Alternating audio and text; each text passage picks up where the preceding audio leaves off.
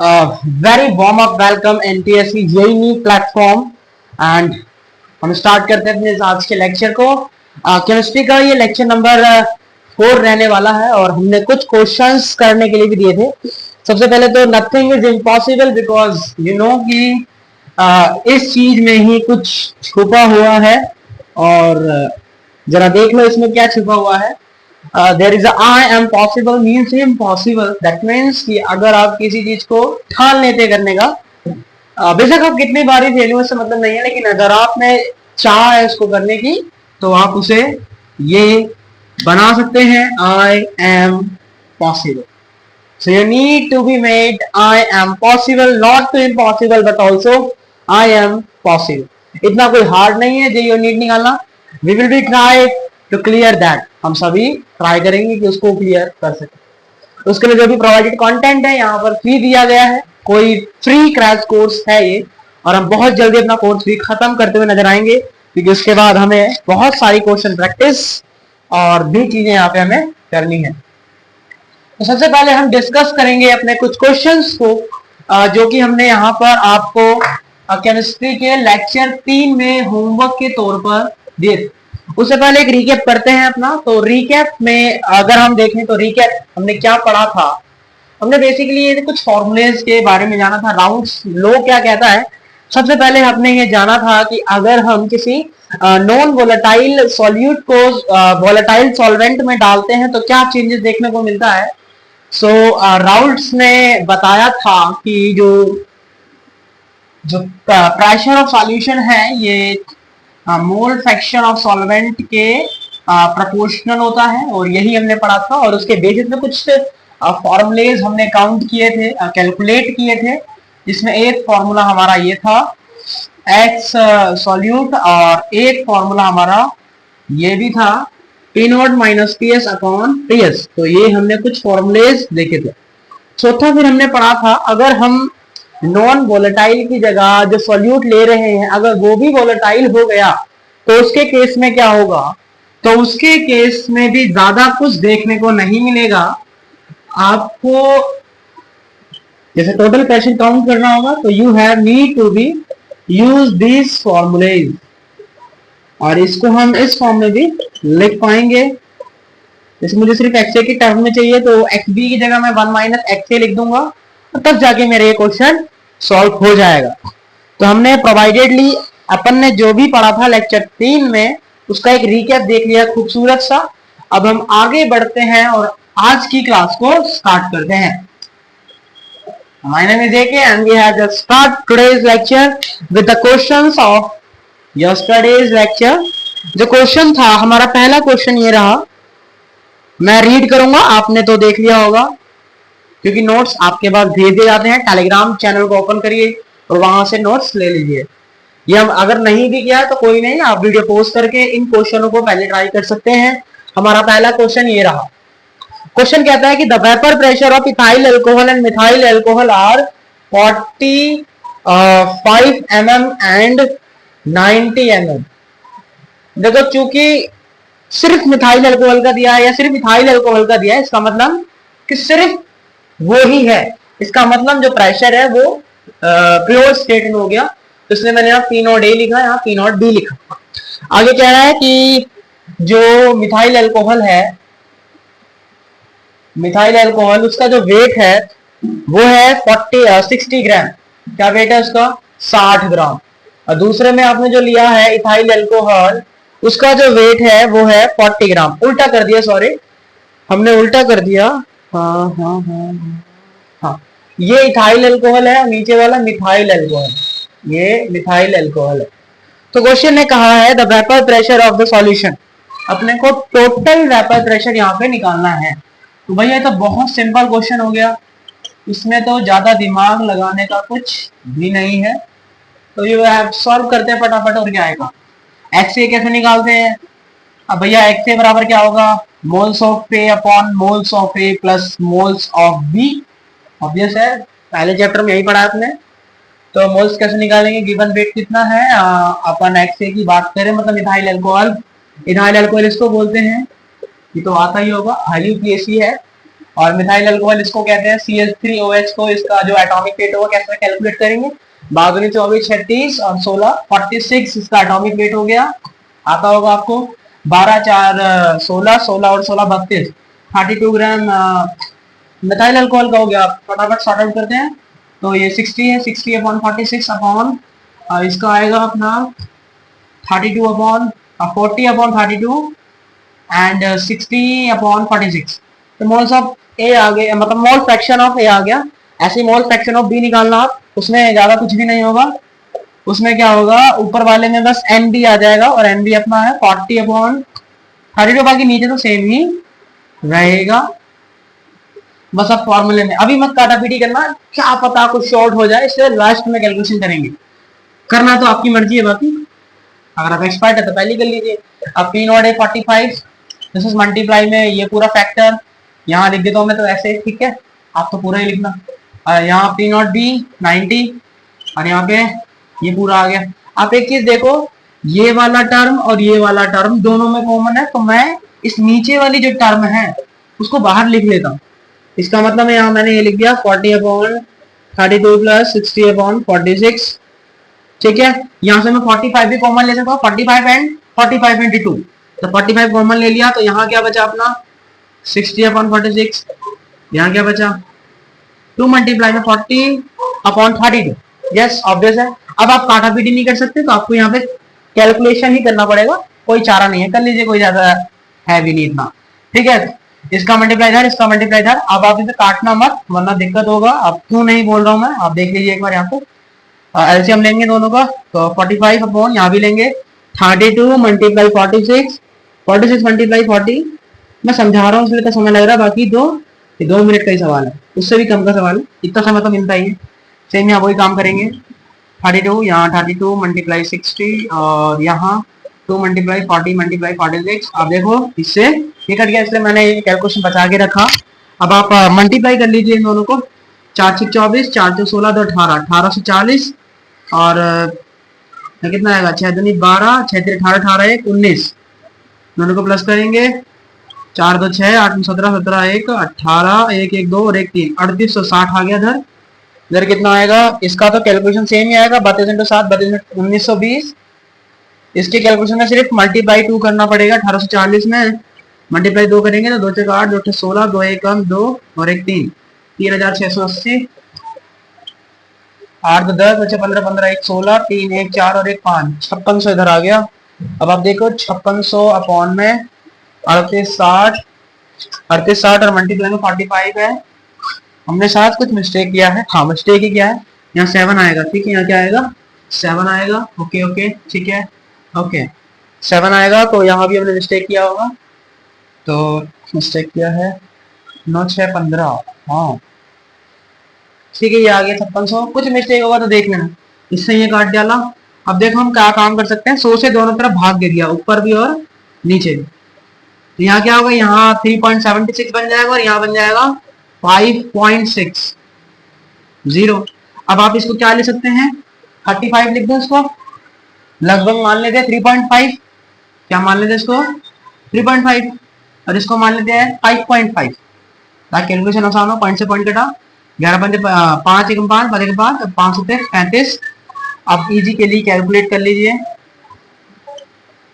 11 7 की 7 6 42, 5 2 3 7 चौक 28 and multiply 11, 11 चौक 44, 11 6 66 4 70, 70 मतलब answer 70.4 आया। कितना आया 70.4 mm। ऐसे जी आपका टोटल प्रेशर आ गया, क्योंकि ऑप्शन में 70 है, 33 है, 105 है, 140 है, इसका मतलब आपका करेक्ट आंसर क्या आ गया 70 mm। तो answer is your option number A. I hope आपको यहाँ पे समझ आ गया होगा, बाकी कैलकुलेशन करेंगे तो वीडियो तो लंबा जाएगा ही, आप लेकिन पता लग गया हो कैलकुलेशन कैसे करना है। बाकी नॉर्मल भी करोगे तो भी आपका आंसर आ जाएगा, थोड़ा मिनट एक्स्ट्रा लगेगा, कोई दिक्कत नहीं। चलिए अब क्वेश्चन नंबर 2 की तरफ मूव करते हैं, तुमने करवा दिया था, फटाफट करते हैं अगला क्वेश्चन।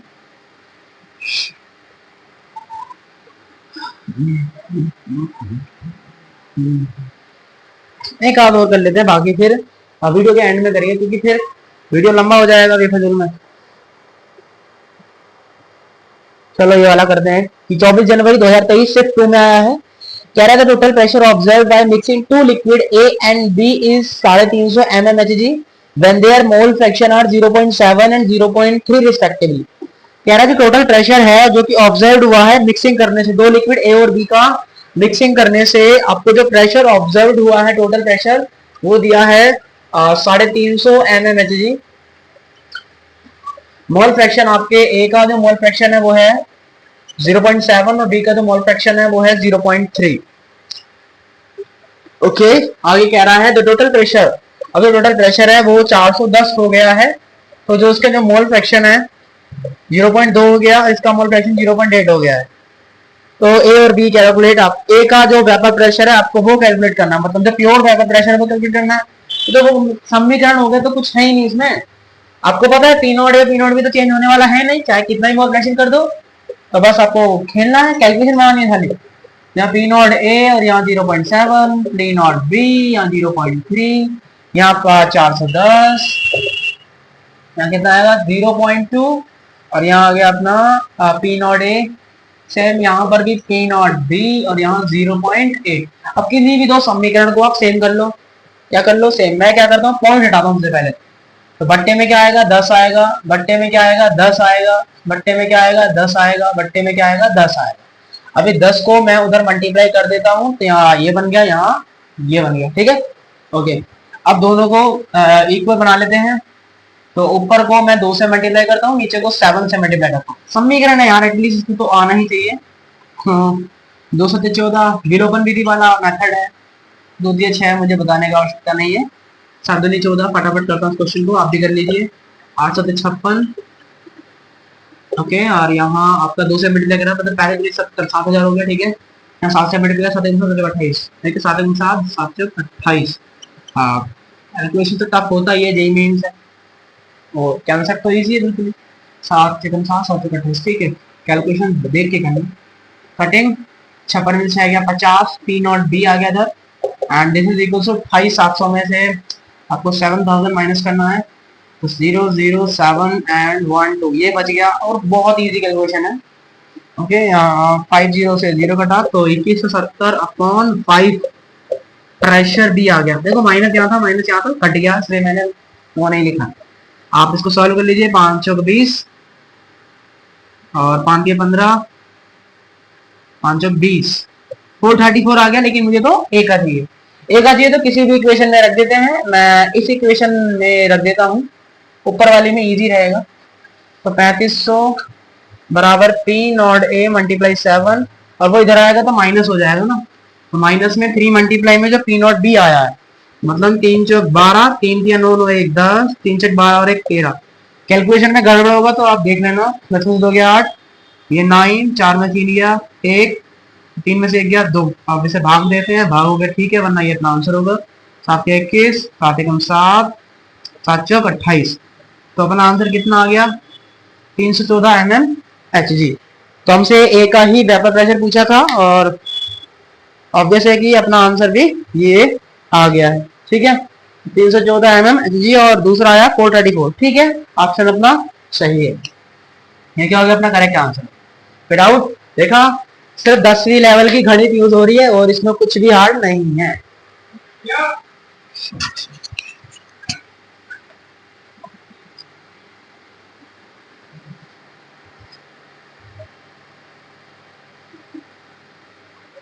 एक और क्वेश्चन हमें करना चाहिए या आगे मूव कर जाना चाहिए, आप बताइए। एक और कर लेते हैं, 5 दिए थे वैसे तो, फटाफट करते हैं अगला क्वेश्चन। एक क्वेश्चन और है और एक ये बचेगा, ठीक है, एक छोटा सा कर लेते हैं, फिर उसके बाद जो 2 बड़े क्वेश्चन है उसे आपसे करने को बोलेंगे, आप कर लेना अपने आप, ठीक है, या फिर मैं लास्ट में बता दूंगा, वीडियो के लास्ट में बता दूंगा।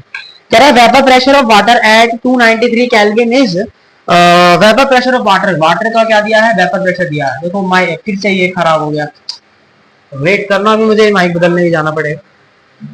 17.535 mmHg, ठीक है। Calculate vapour pressure of water at 293 kelvin, 293 kelvin, ये किस पर दिया है, अच्छा दोनों का टेम्परेचर सेम दिया है, ठीक है। अब कह रहा है कि 25 ग्राम ग्लूकोज जो है 450 ग्राम वाटर में आपने ऐड कर दिया। एक सेकंड, माइक केस को बदल के आते हैं।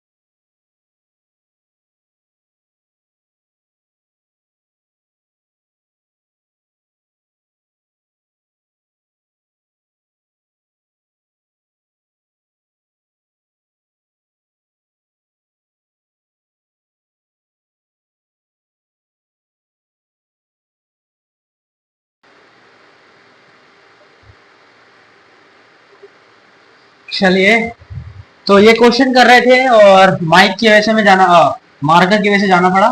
कोई नहीं, अब आपको एकदम क्लियर दिख रहा होगा। क्वेश्चन ये था, जब खाली पानी था तब प्रेशर ये था, मतलब ये आपका पी नॉट है।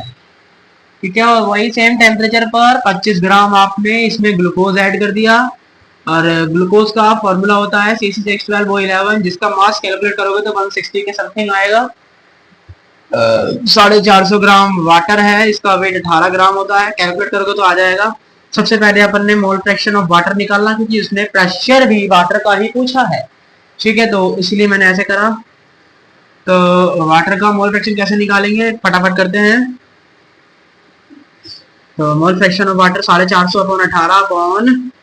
450/18 प्लस 25/160 कैलकुलेट करिए। इसको से काटोगे 25, इसको से काटा 25, ये इसको से काटोगे 0.15 के समथिंग आएगा, मतलब यहाँ आ गया 25.15। इसको इससे भाग करोगे तो 0.99 आएगा, तो इसका मतलब ये मोल फ्रैक्शन आ गया।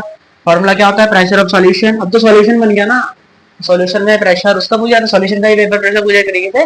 तो प्रेशर ऑफ सॉल्यूशन क्या आ जाएगा, पी नॉट मल्टीप्लाई में मोल फ्रैक्शन ऑफ वाटर। तो पी नॉट कितना आया तुम्हारा 17.535, इसका मल्टीप्लाई करेंगे 0.99 से, तो घूम फिर के आंसर आ जाएगा 7.430 mmHg। तो यही अपना क्या हो गया, फाइनल आंसर है। ठीक है, यही क्वेश्चन था। मतलब ना, इससे जो भी क्वेश्चन थे राउट्स लो के जो भी पेपर में आए हुए हैं, तो ज्यादा टफ नहीं है, इजी है, और आराम से किए जा सकते हैं, बिल्कुल इजी है, कुछ भी इसमें नहीं है। और मैंने सारे ही होमवर्क के क्वेश्चन करवा दिए, केवल 2 रह गए हैं, वो वीडियो के एंड में कर लेंगे। ठीक है, इसमें एक एडवांस का क्वेश्चन भी है, मजा आएगा उसे करेंगे तो। इजी क्वेश्चन है, वो भी हार्ड नहीं है। चलिए अब अपना आज का लेक्चर स्टार्ट करते हैं। बहुत देर हो गया हमें, सॉरी इसके लिए, लेकिन क्वेश्चन प्रैक्टिस बहुत जरूरी है, थ्योरी तो बहुत कम है। हमें करना क्या है, क्वेश्चन प्रैक्टिस तो करना है हमें, मतलब आप सभी को, हमें भी करना है। तो साथ मिल करेंगे, क्या दिक्कत है, साथ मिल करेंगे, साथ मिलके बनेंगे और जेई मेंस पढ़ेंगे अच्छे से। ठीक है, भगवान ने चाहा तो एडवांस भी। चलिए अपना अगला क्वेश्चन करते हैं, लेकिन भगवान के चाहने से पहले हमें अपने आप को बदलना पड़ेगा, वरना फिर नहीं मिलने वाला है ना। चलिए, तो लेक्चर 4 की स्टार्टिंग कर रहे हैं। अब लेक्चर 4 का स्टार्टिंग कर रहे हैं, 1 2 3 और ये 4। तो ठीक है, डीपीपी भी आपको मैंने सेंड कर दिया, आप डीपीपी भी जरूर करें। डीपीपी में करीबन 10 क्वेश्चन होंगे, उनको करना आपका फर्ज बनता है। ठीक है, चलिए तो आज हम स्टार्ट कर रहे हैं, how to calculate the composition of vapour pressure, vapour phase. अभी हमने कौन से फेज में किया, लिक्विड फेज। अब हम वेपर फेज में प्रेशर जो है कैलकुलेट करना चाहते हैं, तो हम कैसे करेंगे, how to calculate pressure in vapour phase, कैसे करेंगे, तो यही हम यहाँ पे सीखने वाले हैं। Composition of vapour, the composition of vapour, composition in vapour phase. ठीक है, तो कहने का मतलब क्या है, आप खाली लिक्विड ले रहे थे तो यहाँ से पी नॉट ए बन रहा था, पी नॉट बी बन रहा था, जिसका मोल फ्रैक्शन ये था। आई एम राइट, ऐसी कुछ था, लेकिन अब इससे पार्टिकल गैस में बदले, तो अब पार्टिकल गैसियस फेज में आ गए हैं। तो अगर आप गैसियस फेज में मोल निकालना चाहते हैं, वो कितने कंपोजिशन, कितनी मात्रा में ये बने हैं, तो उसके लिए आपको कैसे क्या करना पड़ेगा, कैसे निकालेंगे, तो वो यहाँ पे सीखेंगे। तो गैसियस फेज में ए की मात्रा और बी की मात्रा दिखाने के लिए हम वाई का यूज करेंगे। किसका यूज करेंगे, वाई का। और एक्स लिक्विड फेज में होगा मोल फ्रैक्शन, एक तरीके से मोल फ्रैक्शन ही समझिए थे। तो कैलकुलेट द, अब कह सकते हैं कि जो ये है एक्स ए और एक्स बी, जो मोल फ्रैक्शन था, ये लिक्विड का, लिक्विड फेज में मोल फ्रैक्शन है ए और बी का। लेकिन जो वाई ए है और जो वाई बी है, ये वेपर फेज में, गैसियस फेज में, अगर आपको ए और बी का मोल फ्रैक्शन कैलकुलेट करना है, तो उसके लिए आपको वाई और वाई बी कैलकुलेट करना पड़ेगा। दैट मींस गैसियस फेज में वाई ए और वाई बी है, और लिक्विड फेज में एक्स ए और एक्स बी है। ये डाउट्स क्लियर कि एक्स ए एक्स बी क्या है, वाई ए वाई बी क्या है, ओके, चलिए, to calculate the composition of vapor pressure we need to apply Dalton's law। हमें क्या और कौन सा नियम अपनाने की जरूरत है? हमें डाल्टन्स लॉ को यूज करने की जरूरत। क्या है? डाल्टन्स लॉ यूज करने की जरूरत। डाल्टन्स लॉ क्या कहता है कि अगर आपको गैसियस फेज में, क्या जी, अगर आपको गैसियस फेज में मोल फ्रैक्शन निकालने हैं तो उसके लिए आपको इसका जो प्रेशर था वो ऊपर लिखना पड़ेगा और टोटल प्रेशर से आपको भाग करना पड़ेगा, तब आपको ए का मोल फ्रैक्शन मिल जाएगा इन गैसियस फेज। अगर बी का निकालना चाहते हैं तो प्रेशर ऑफ बी लिखिए और उसको टोटल प्रेशर से आप भाग दे दीजिए, तो आपको बी का मोल फ्रैक्शन मिल जाएगा इन गैसियस फेज में। अब आप टोटल प्रेशर में पी नॉट ए एक्स ए और पी नॉट बी एक्स भी लिख सकते हो, पीए में पी नॉट ए एक्स ए लिख सकते हो, पी में पी नॉट बी एक्स भी लिख सकते हो। तो जरा आइए देखते हैं क्या कुछ बनता है।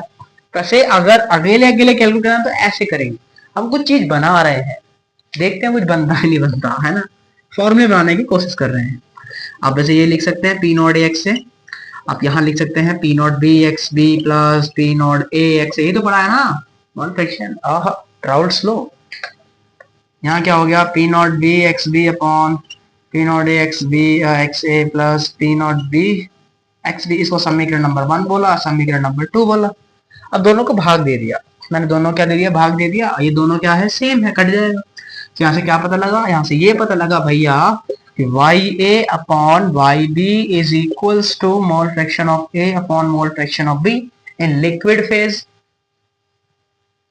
अरे यार वीडियो कट नहीं, वीडियो कट नहीं हुआ है, ठीक है, बन रहा है। ओके, तो मोल fraction of A in gaseous phase divided by mole fraction of B in gaseous phase is equals to mole fraction of A in liquid phase divided by mole fraction of B in liquid phase and multiply में pressure of A pure form में और pressure of B also in pure form।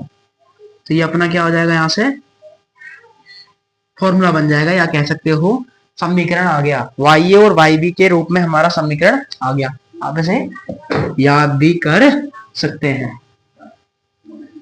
तो क्या पता लगा आपको? अगर आपको वेपर फेज में कैलकुलेट करना है, क्या चीज कैलकुलेट करना है? अगर आपको लो बैटरी, अगर आपको वेपर फेज गैसियस फेज में मोल फ्रैक्शन कैलकुलेट करने हैं तो उसके लिए आपको इन चीजों को अप्लाई करने का जरूरत पड़ेगा। बाकी समझ गए होंगे कि हमें कैसे अप्लाई करना है। आइए एक क्वेश्चन करा जाए इसके ऊपर, ताकि जो कंफ्यूजन होगा वो दूर हो जाएगा। ताकि अब अपनी मर्जी से आप ऑटोमेटिक लिख सकते हो, क्या लिख सकते हो कि एक्स बी की जगह 1 माइनस एक्स ए लिख सकते हैं, सिंपल हो जाएगा।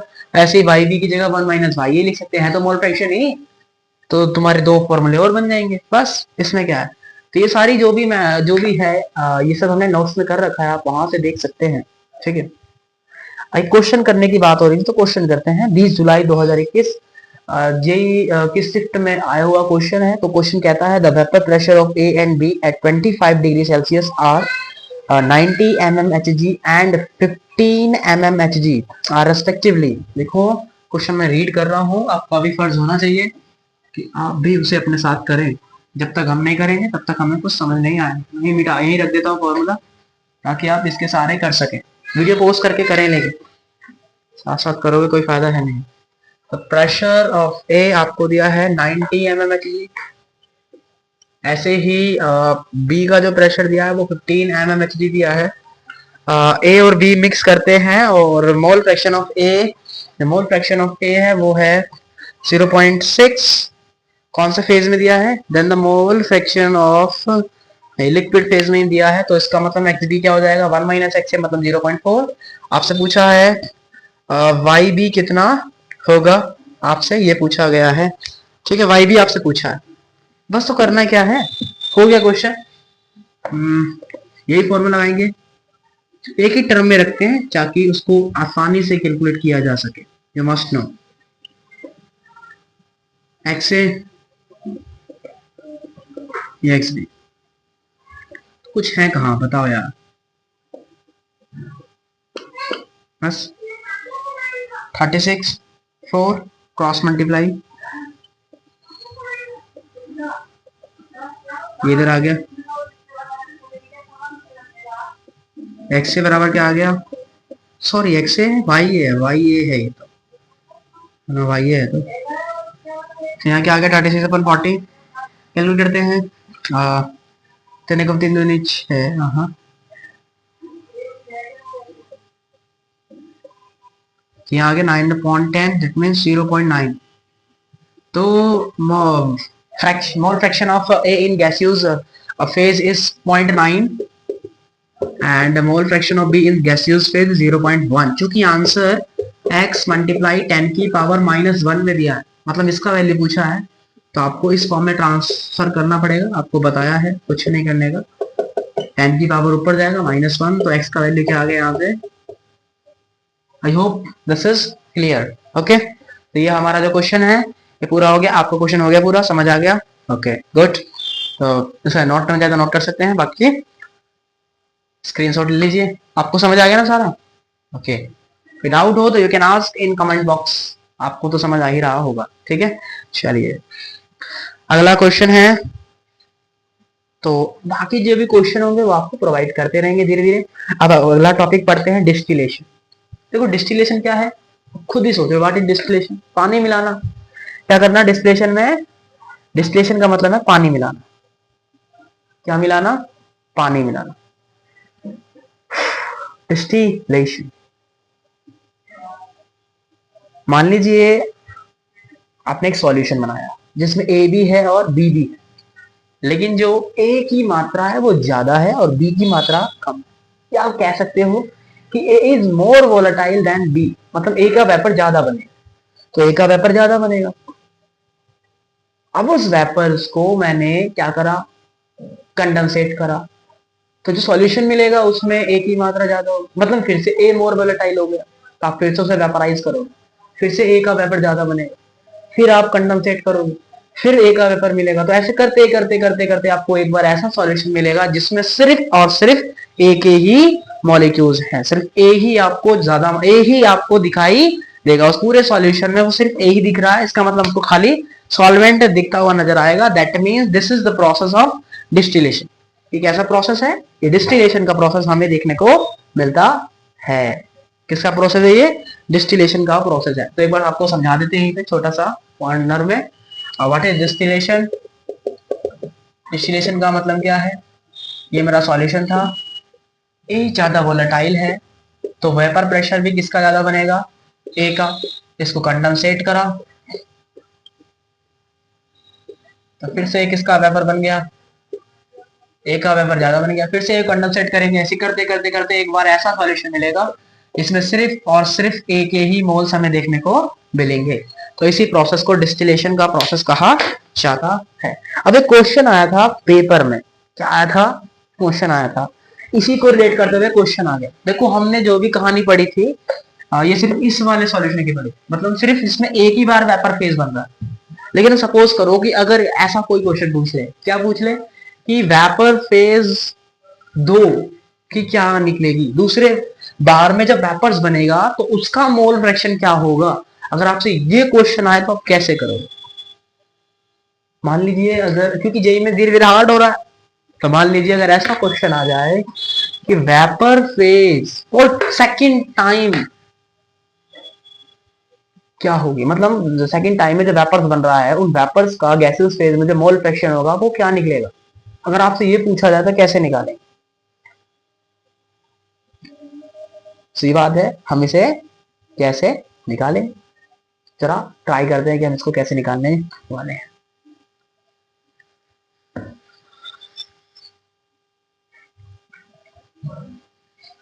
शायद ऐसा क्वेश्चन शायद पिछली साल आया भी था, शायद, कंफर्म नहीं है, देखना पड़ेगा मुझे, बाकी शायद लगता है कि शायद ऐसा कोई क्वेश्चन आया था, या कुछ रिलेशन टाइप का आया था, लेकिन आया था एक रिलेशन का, वो हार्ड था थोड़ा सा तो वो हार्ड था। तब मैं क्वेश्चन क्या बोला, अगर मैं सिंगल सॉल्यूशन की बात करता हूँ और सिंगल वेपर्स के मोल फ्रैक्शन की बात करता हूँ, तो अपने को उसका फॉर्मूला रटा हुआ है, इसको मैं 1 माइनस वाई ए कर देता हूँ, चलो छोड़ो वाई डी ही कर लेते हैं, ये तो अपने को रटा हुआ है, इनको रटा हुआ है, ठीक है, ये कहानी होगी। अगर मुझे दूसरे वाले सॉल्यूशन का चाहिए तो फॉर्मूला तो अभी भी यही रहेगा, XA2 अपॉन XB1, बट ये जो प्रारंभ में था वो तो अभी भी रहेगा, हाँ या ना। पी नॉट ए और पी नॉट बी जो पहले था अभी भी वो ही रहने वाला है। तो अब हम क्या करते हैं कि इसकी वैल्यू यहां से फाइंड करते हैं। क्या करते हैं, इसका वैल्यू उसमें से फाइंड करने का एक बार ट्राई करते हैं।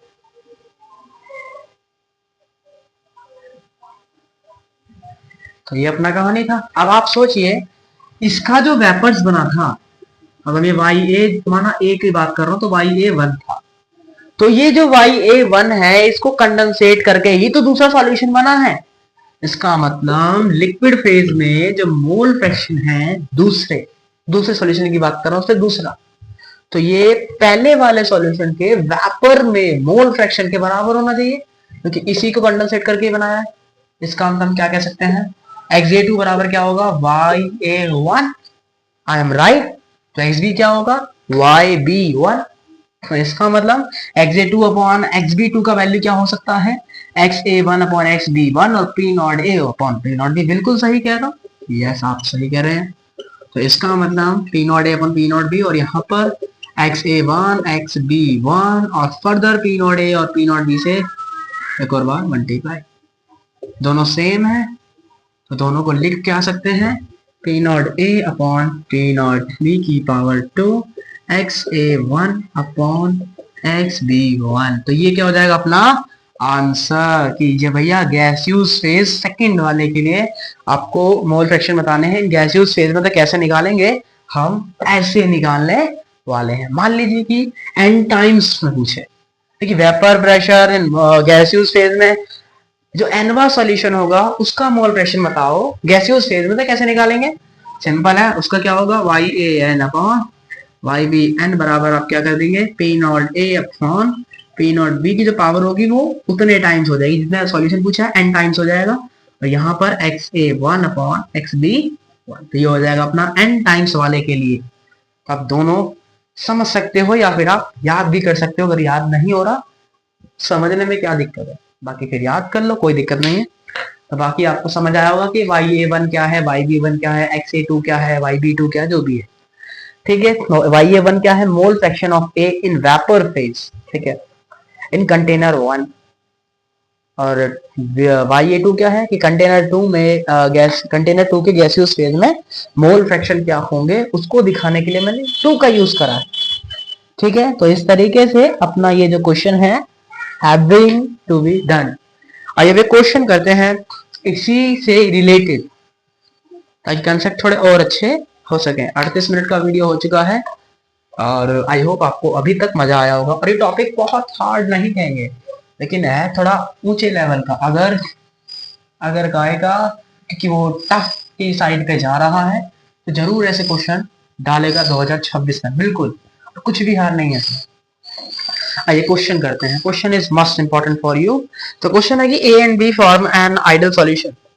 पी नॉट ए का वैल्यू दिया है 200 टॉर। देखो टॉर हो तो एटीएम लिख दो, कोई दिक्कत है नहीं। पी नॉट बी का वैल्यू 400 दिया है। एक्स ए इन 1 बराबर 0.4 दिया है। आपसे वाई ए तीसरे वाले सॉल्यूशन का पूछा है। सबसे पहले हम एक्स बी निकाल लेते हैं, यहाँ 0.6 आ जाएगा क्योंकि तीसरे सॉल्यूशन का पूछा था, और क्योंकि वाई ए ही पूछ रहा है तो उसे इस टर्म में लिखना पड़ेगा। और यहाँ क्या हो जाएगा, पी नॉट ए अपॉन पी नॉट बी, और उसकी पावर यही हो जाएगी जितने टर्म्स में वो पूछ रहा है, ओके। और यहाँ पर एक्स ए अपॉन वाई वन, इसे कटिंग करा, यहाँ 4/6 आ गया। 4/6 में 2 4 होती है, 2/3 आ गया। पी नॉट ए का वैल्यू कितना है 200, इसका वैल्यू 400, मतलब 1/2 आ जाएगा, 1/2। इसका मतलब 2 का क्यूब, इसका मतलब कितना आ गया 4 × 3 मतलब 1/12। क्रॉस मल्टीप्लाई इधर भेजा तो वाई का वैल्यू कितना आ गया 1/13। This is our answer. यही आंसर, बिल्कुल यही आंसर, ओके। तो ये था हमारा डिस्टिलेशन का केस। अब हम एवोपरेशन की बात कर रहे हैं। देखो एवोपरेशन का मतलब क्या है कि लिक्विड से किस में बदलना, अभी तक समझ आया जितना भी था? क्लियर है सब कुछ? ओके, तो जस्ट 5 मिनट्स रिवाइज करिए उनको। चलिए अब अगला टॉपिक पढ़ते हैं एवोपरेशन के बारे में।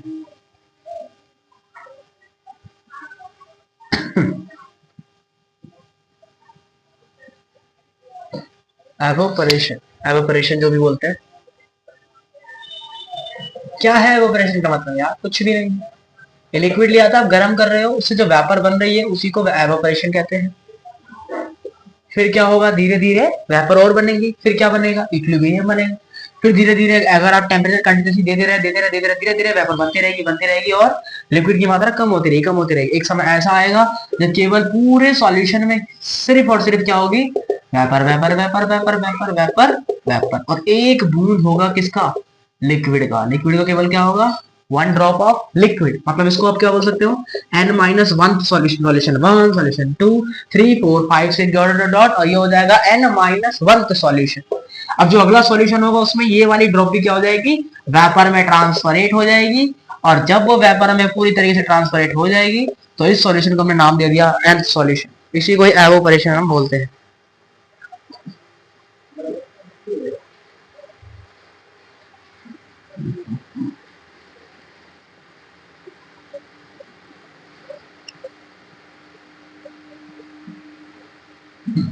Find out the vapor solution of bank first drop of vapor formed.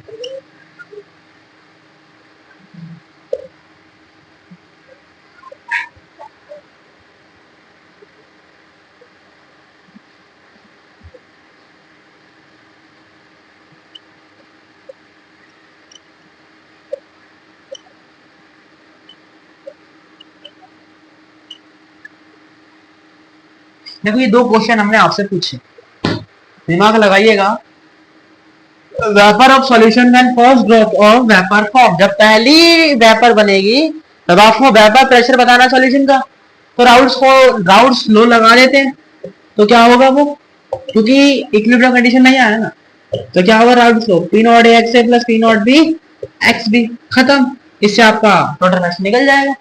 मान लीजिए आपसे कंपोजिशन पूछा है first drop of vapour form, vapour phase में कंपोजिशन पूछा है, तो कैसे निकालेंगे? यही वाला फॉर्मूला लगा देंगे, कोई दिक्कत? लेकिन मानो तीसरा क्वेश्चन आपसे पूछे कि जो n-1th last drop, find out the composition of the last drop of liquid remained. इस समय अच्छा ये वाला नहीं बोल रहा, जिसमें लास्ट ड्रॉप बची है उसका कंपोजिशन प्राप्त करना है, तो कैसे करोगे? तो ये वाला जो लास्ट है ये इस वाले सॉल्यूशन की तरह है। यहां पूरे में लिक्विड था, वेपर का एक बूंद था, वेपर सिर्फ बहुत एक ही मान तो एक ही ड्रॉप में वेपर बना था, लेकिन अब यहाँ उल्टा हो गया। अब लिक्विड का एक ड्रॉप है, सारा वेपर का फेज है। इसका मतलब n-1th container is treated as the 1th container.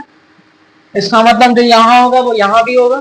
तो यहाँ पर कंपोजिशन हमने ऐसे कैलकुलेट करा था, और तीसरे वाले क्वेश्चन में भी कंपोजिशन कैसे कैलकुलेट करेंगे?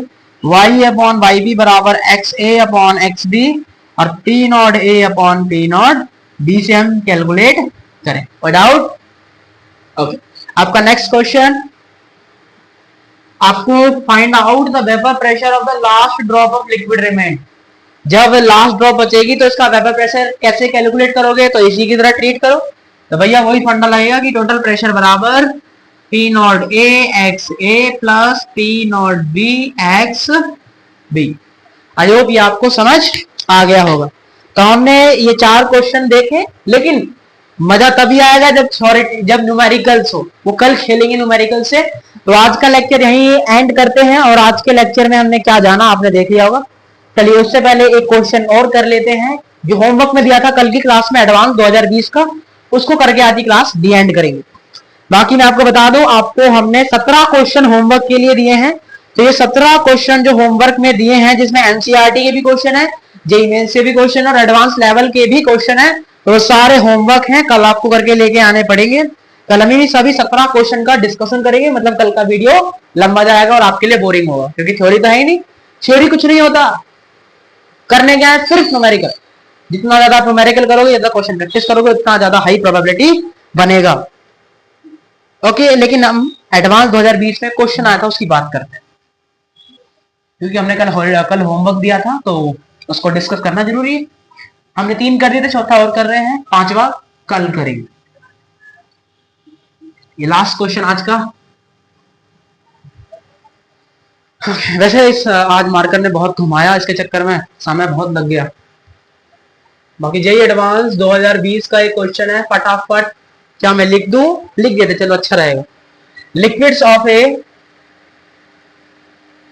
And B form ideal solution. क्या बना रहे हैं? ये आइडियल सॉल्यूशन बना रहे हैं for all compositions of A plus B at 25 degree. Temperature से कोई मतलब नहीं है, बट दिया है 25 degree Celsius. Two such solutions with 0.25 and 0.50 mole fraction of A have the total vapor pressure of 0.3 and 0.4 bar respectively. What is the vapor pressure of